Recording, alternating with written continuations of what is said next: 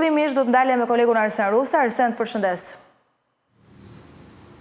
Përshëndetje Aida, një shkelje, një hapësirë ajrore të kufizuar mbi një central bërthamor në Francë, në kryeqytetin Paris, në zonën e Amenis, një qytet në periferi të Parisit, ka alarmuar autoritetet franceze, të cilët prej ditës së shtunë kanë ndërhyrë së pari me mbrojtjen ajrore, duke ngritur një helikopter ushtarak për t'i kërkuar avionit Piper në ndërtimin e pilotit endet pa identifikuar deri në ato momente që të bëj ulje të detyruar për shkak se ka shkelur një hapësirë ajrore të kufizuar duke fluturuar mbi një kuotë të palejuar. Në momentin që është ulur avioni Piper në pistë pranë Amenis, aty policia ka bërë verifikime e këtij piloti ku ka rezultuar se është një shtetas shqiptar me rezidencë në Amenis dhe shtetasi Ermal Beqiri. Ai është proceduar në mënyrë administrative duke u shoqëruar e marrë në pyetje, teksa janë bërë verifikimet në kartelat e Interpol, ka rezultuar se ky person ka qenë në kërkim ndërkombëtar. Në këtë moment policia është rikthyer sërish në banesën e Ermal Beqiri ditën e djeshme, duke e arrestuar atë për llogari të drejtësisë shqiptare. Për ta sqaruar, identifikimi dhe shkelja administrative ka ndodhur ditën e shtunë, ndërsa vetëm pas ditën e djeshme nëpërmjet komunikimit me SPAK, Byron Kombëtare të Hetimit dhe Policinë e Shtetit, është bërë arrestimi i këtij shtetasi për llogari të drejtësisë shqiptare. Ai është mbajtur në vëzhgim policor për mos patur një mundësi largimi dhe arratisje dhe kur policia ka shkuar e ka gjetur pas ditën e djeshme në banesë duke e arrestuar, ndërsa sot në mesditë ai do të dalë para gjykatës aty ku do të komunikohet urdhër arresti ndërkombëtar dhe akuzat që rëndojnë tashmë ndaj tij, akuzat të cilat zoti Beqiri, ndoshta zyrtarisht nuk mund të jetë njohur ende, por jo zyrtarisht, nëpërmjet medias gjithçka është bërë publike. Ai dyshohet si pjesë e një grupi strukturuar kriminal ku së bashku edhe me biznesmenin Ergysa Gasi, por edhe me ish drejtuesit e Agjencisë Kombëtare të Shoqërisë së Informacionit ndërtuan një mekanizëm për të santazhuar, për të ndikuar, për të favorizuar, për të fituar tendera në fushën e teknologjisë së informacionit. Arrest në burg në mungesë është mandat arresti për Ermal Beqirin, i cili nëse gjykata sot do t'jap dritën e shile për ekstradimin e tij, brenda 40 ditëve do duhet që nëpërmjet Ministrisë së Drejtësisë, oficerit të kontaktit, e gjithë praktika e arrestit të tij dhe masës së sigurisë t'i përcillet autoritetet franceze e më pas të miratohet ekstradimi. Por ka dhe një hapësirë tjetër, nëse vetë zoti Beqiri ditën e sotme do t'jap pëlqimin, atëherë procedura brenda 40 ditëve është e panevojshme dhe ai automatikisht brenda fundjavës do t'jetë në territorin shqiptar për të përballur me drejtësinë, por kjo mbetet për tu parë, nuk përjashtohet edhe një mekanizëm e një mbrojtje ligjore ku ai mund të kërkojë edhe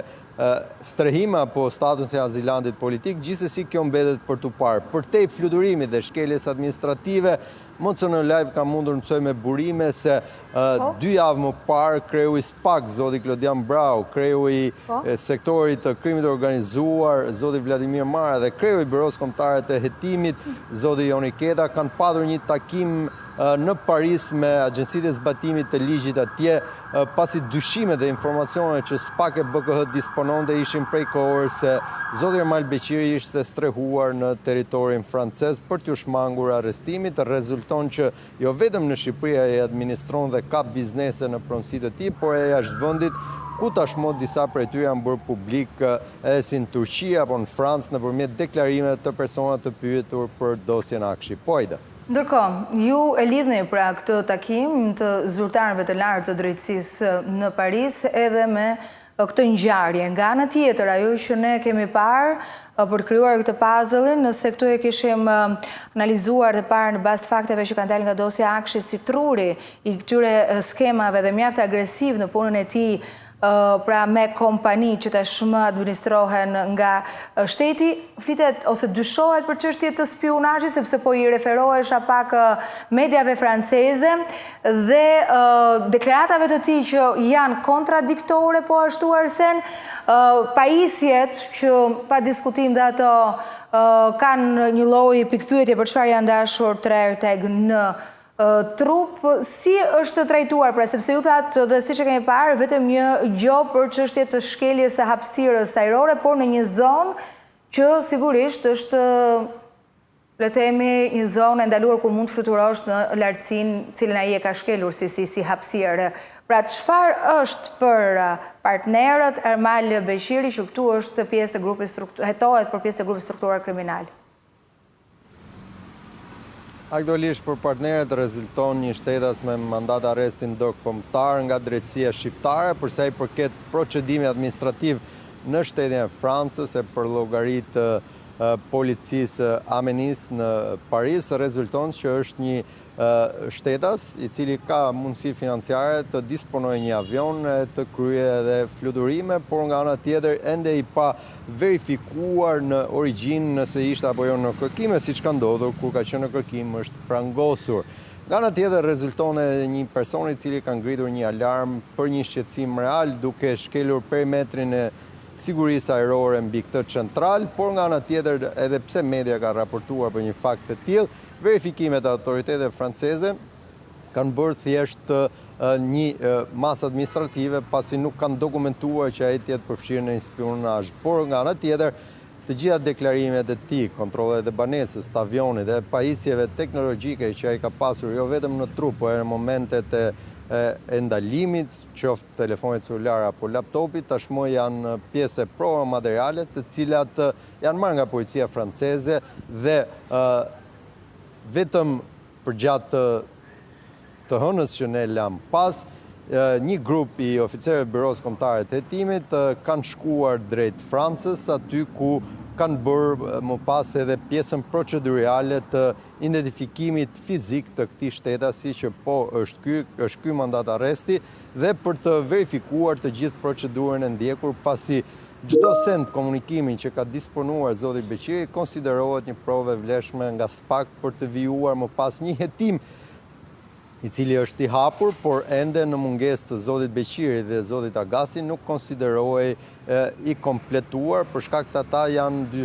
dy shtetasit kryesor në këtë mekanizëm të grupit të strukturuar kriminal për përfitimin në mënyrë të palishme, siç thotë SPAK, të shumave të konsiderueshme monetare e më pas e tjetërsimit të tyre, ndërsa pa lënë me një anë edhe vijimet në Shqipëri në terren të hetimeve për grupin e dytë strukturuar të dosjes Akshi edhe për ato fatura fiktive në vlera deri diku biologjike, por e mjaft të larta për buxhetin e shtetit shqiptar, por e çdo familje, individi e biznesi, 10 milionë euro biskota e çokolata, të cilat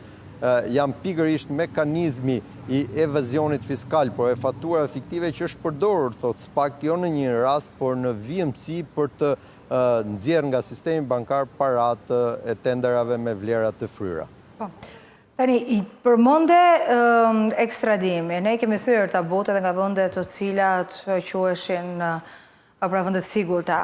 Kështu që edhe ky do të jetë një rast ne do e shohim hap pas hapi, edhe pse atje ai mund të tentojë të gjitha mekanizmat ligjor. Ndërkohë, meqense më përmende tendera, do doja të ndalesha pak tek ajo se çfarë realisht ka ndodhur gjatë kësaj periudhe kur Ermal Beqiri është në arrati. Bëj këtë pyetje sepse kemi parë një kronologji, është ngjitur mjaft pikë pyetje për sa aktive janë kompanitë e tenderat fituara ndoshta edhe kohët e fundit. Unë trajtova një rast gjatë ditës djeshme, por nëse ke se një informacion për mënyrën se si kanë funksionuar gjatë kësaj periudhe të arratisë së këtij kompanitë e Beqirit dhe pse ato janë në sekuestro dhe kanë administrator shtetëror. Referuar dosjes së Akshit është stetasi Geron Mençe, i cili u mor pengu santazhua për të tërhequr nga garat përfituese apo nga ankimet që ai bënte pranë Komisionit Prokurimit Publik dhe rezultoi që ky mekanizëm pengmarrje santazhi ndaj tij ishte organizuar nga Ergus Agasi Ermal Beqiri, siç thotë SPAK, dhe vendimi i masave të sigurisë. Por pikërisht në këtë mekanizëm ankimi rezulton që përgjatë kohës që kompanitë e zotit Beqiri, përfshirë kompaninë lider të tij Soft and Solution, që ka edhe emrin pranë avionit Piper, kanë kimuar tenderat të cilat në pamjet parë janë një procedurë administrative, por logjikisht shumë pak lidhen me aktivitetin e tij tregtar. Nëse Soft and Solution ishte një kompani e teknologjisë e informacionit, rezulton se përgjatë kohës që zoti Beqiri ishte në kërkim e në arrati duke u streuar në Francë, prej datës 13 korrik, jo një, por në 3 procedura ankimimi. Pra në KPP sa i ka ankimuar tenderet e autoritetit rrugor shqiptar, të cilët objektin e tyre kam patur loti 2 kontrata B, mirëmbajtje me performancën e akseve kryesore të rajonit qendror Veri-Lindor. Janë këto ankimimet të cilat janë bërë nga kompania Softe Solution pranë ARSH-s, ndoshta për të penguar, ndoshta për të garuar, konkuruar, apo për të futur nga sektori teknologjisë informacionit tek sektori i ndërtimit, mirëmbajtjes apo infrastrukturës rrugore. Askush nuk e di përveç stafit të zotit Beqiri dhe kompanisë Softe Solution sot në administrimin e administratorit shtetëror nga Agjencia e Administrimit të Aseteve sekuestruara të konfiskuara, por janë 3 ankimimet të cilat kanë pamundsuar vijimin e procedurave të konkurimit nga autoriteti rrugor shqiptar për mirëmbajtjen e këtyre akseve, për shkak se nga ana tjetër KPP prej më shumë se sa një muaj ishte jo funksionale, vetëm një ditë më parë ajo është konstituuar me anëtarët e saj, pasi pas ditën e djeshme Parlamenti dërgoi në qendrën e publikimit fletore zyrtare vendimet e emërimit të tyre dhe nga sot Komisioni i Prokurimit Publik, KPK-ja, e cila pak kohë më parë ishte besuar Fiorenc Gurës, Kreshnik Tërnovës dhe zyrtarëve të tjerë të cilët nuk janë më, kjo për shkak edhe të raporteve me prokurinë e posaçme, në drejtimin e Ismail Shehu dhe anëtarëve të ri, nga sot KPP do të nisë shqyrtimin e qindra ankesave, por duke i hapur rrugë nga ana tjetër edhe qarkullimit të paras publike në investimet mirë materiale ku qytetarët presin qoftë mirëmbajtjen e rrugës, qoftë zhvillimin e tenderave, projekteve apo infrastrukturës publike që i shërben komunitetit. Pikërisht në këtë garë ka ankimuar Mal Beqiri dhe pse nga Ratia, por objekti i tendereve ka qenë mirëmbajtja e akseve rrugore. A mundet Softe Solution të ketë infrastrukturë për të mirëmbajtur rrugë? A ka hequr dorë nga teknologjia e informacionit dhe ka hyrë në biznesin e ndërtimit apo të rrugëve? Kjo mbetet për të parë, apo ka qenë thjesht një ankimim fiktiv për të bllokuar vijimin e punës? Kjo është pjesë e verifikimeve dhe hetimeve që do të bëj SPAK jo vetëm nga ky moment dhe nga përballja e tij me drejtsinë shqiptare, e cila përtej çdo situate për shkak edhe të statusit të një shtetasi shqiptar, automatikisht Franca nuk do të gjej, besoj, arsye legjitime për të mohuar ekstradimin e tij. A do të përdor studio dhe vetë ai studio ligjore, pretendimet e një sulmi politik apo një statusit e një personi që ka një proces politik ndaj tij dhe një proces juridik me fakte e prova, do të jetë SPAK dhe Ministria e Drejtësisë që do ta ndjekin këtë praktikë ekstradimi. Atëherë, çfarë po kuptojmë dhe çfarë ka ndodhur është që ne tashmë jemi në një fazë tjetër për të parë edhe institucionet e reja, sikurse SKB se çfarë standardi do të ndjekë. Fakti është ajo që ju thatë pak më herët, që pavarësisht nga Ratia, kemi veprime të cilat shkojnë drejt funksionalitetit të kompanive të tij, por pikpyetjet janë se ka qenë ose jo vetë vazhdon të jetë, pra ose të ishte deri para pak ditësh kur është arrestuar Ermal Beqiri, truri i gjithë menaxhimit apo administratori shtetëror. Sigurisht që kjo mbetet për të parë, jemi në një fazë të nxehtë, thënë kjo jo vetëm nga faktet që dalin çdo ditë publikisht, por edhe nga riformatimi apo dhe ristrukturimi i institucioneve të cilat lidhen drejt për së drejti me aktivitete të tilla, aq më tepër kur flasim për tendera dhe flasim për Ermal Beqirin. Nëse s'ke diçka tjetër, unë po të përshëndes